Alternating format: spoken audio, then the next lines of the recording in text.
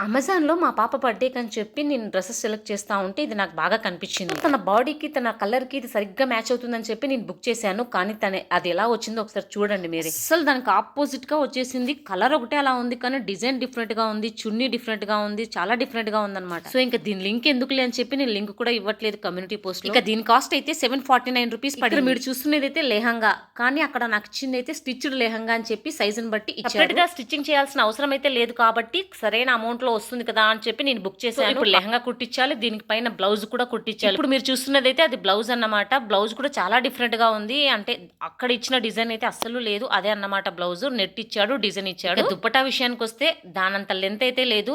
నేను పెద్దదాన్ని కాబట్టి నేను వేసుకున్నాను కాబట్టి సరిపోలేదు అనుకోవచ్చు మీరు. లేదు నేను మా పాపకు కూడా వేశాను. తన హైట్ కూడా అస్సలు మ్యాచ్ నా ఫేస్ చూస్తుంటేనే మీకు అర్థమైపోతుంటుంది. సరిగా రాలేదే, ఎలా చేయాలి రేపు బర్త్డే అని ఆలోచిస్తూ ఉన్నాను. అయితే మరి బర్త్డే డ్రెస్ తెచ్చానా లేదా అనేది నెక్స్ట్ చార్ట్ లో అప్లోడ్ చేస్తాను.